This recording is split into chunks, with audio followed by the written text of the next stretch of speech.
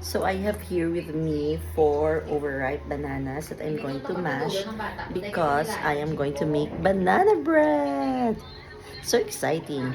We'll see later. We're going to mash these bananas. Let's not over mash this because it will result into water and it will make our banana bread harder later. So let's just mash it until it's fully mashed. Let's put 2 cups of melted butter.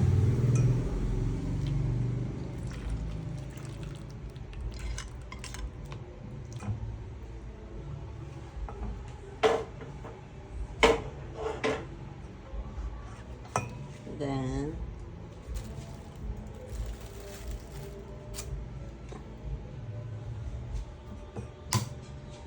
2 large eggs.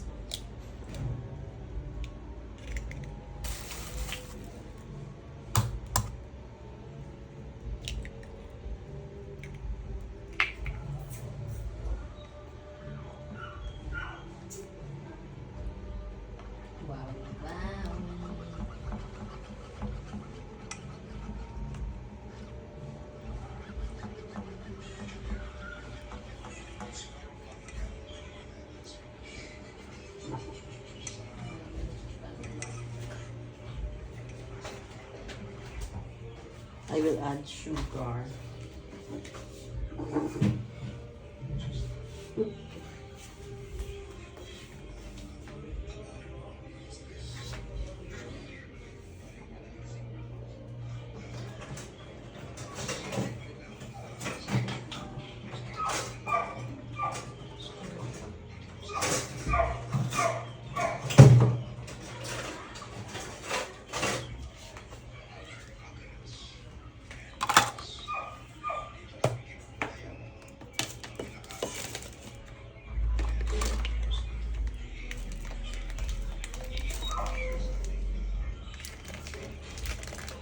I will only put 1 cup of sugar because I don't want it to be too sweet.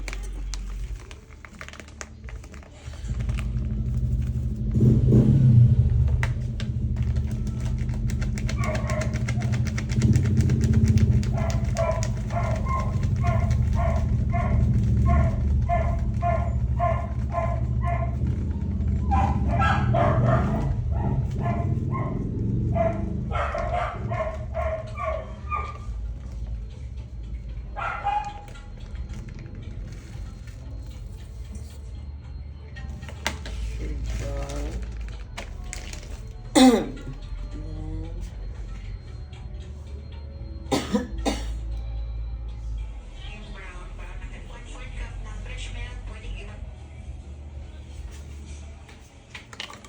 1/4 cup of fresh milk.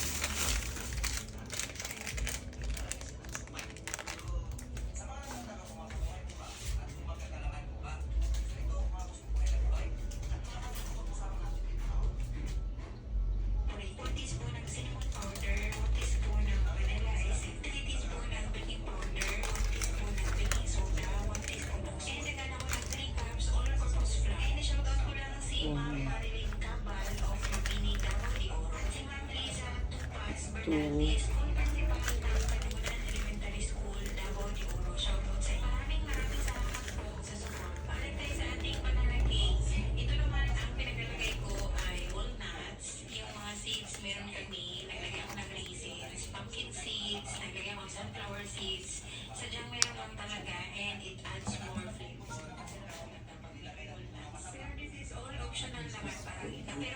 so,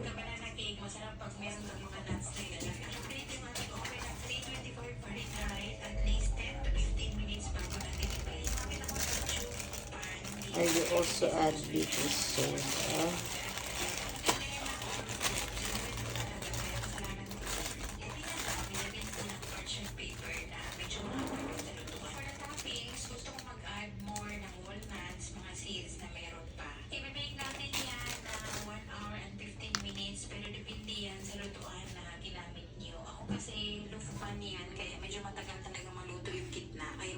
And this is Pero mag-toothpick test kayo. Tada! Meron na tayong pangkapi. Masarap yan. Super moist. Napakasarap. Yung mga amo ko nagda-diet pero napakain ko talaga sila nito. Ito din yung binaon ng putsong alaga for today. And ito din yung pangkapi namin ni Belle. Yung written recipe, lagay ko na lang sa comment section or di kaya sa caption. And that's it for today. Thank you so much for watching. Hello people! Meron 3 tayong cups naka-freezer na all-purpose.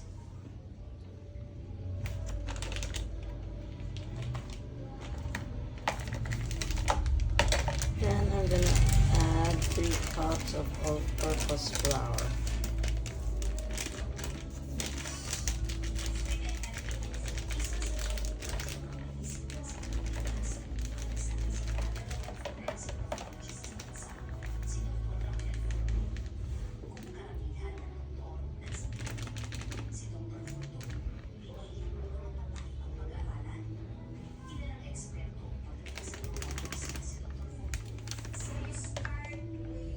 One cup.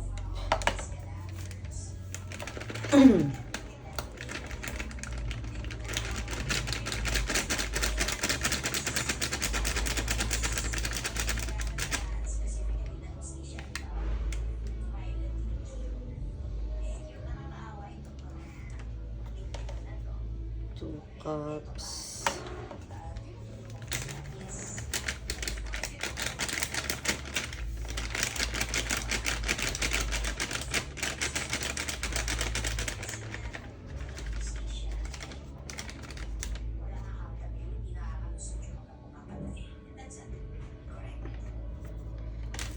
Okay, that's roughly 3 cups of all-purpose flour.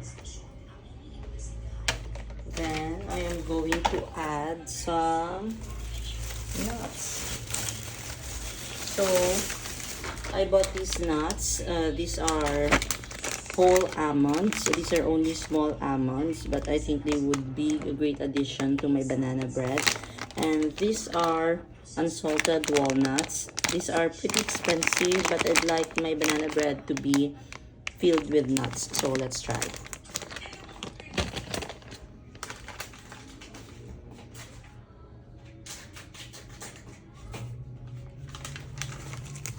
Maybe it would be nice if I could blend them, right? If I could crush them. So I'll just crush them for a while. So I already put the nuts. It's walnuts and almonds that I grinded. Let's mix it together and combine all the ingredients.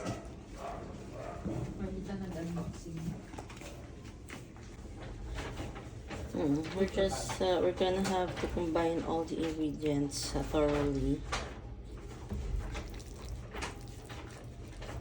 I'm a little nervous about this because it just don't look like the ones that from the vlog that I have been watching.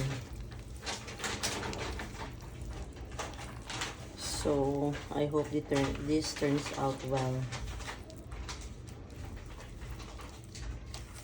Inviting the Grace nito. Ano? Ano nyo? GoPro. Oo. Anong tulugan? Sa lubhan. Hindi malin. Yung bakal ko. Ay, hindi ganun po.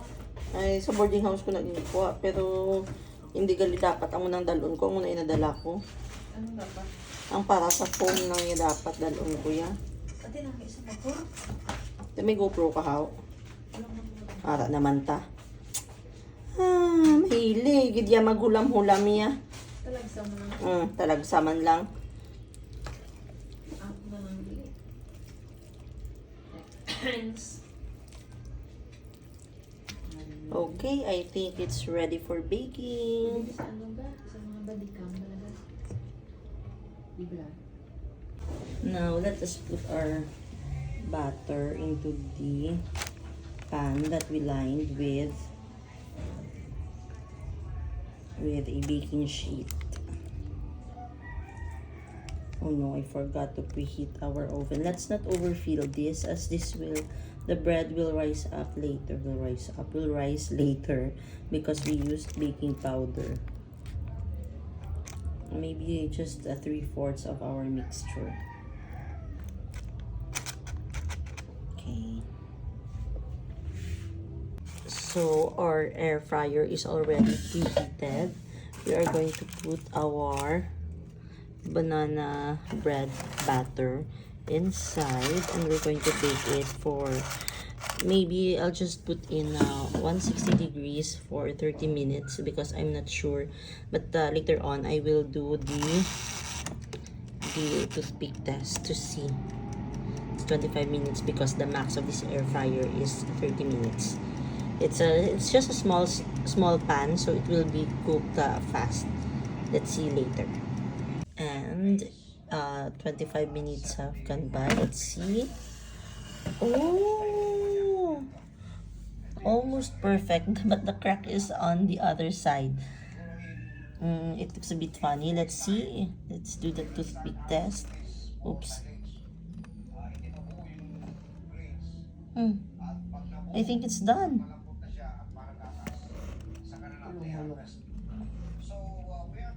And it's crispy. The top part is crispy. Okay, I think this is done. Let's see. Forgive us for not having a bread knife, but we'll slice this to see if this is really perfectly cooked or not. For me, the top part is crispy, and I have doubts that it has become really dry, and the crack is here on the side, so that's one kind of being wrong. Let's see. Ikaw gali. Ano ni? Hindi. Yes, it is perfectly cooked. Taas imo time. Dapat patugayan no pagid siya. Hinay dapat imo time kag longer ang time. Sala. Basa sulod.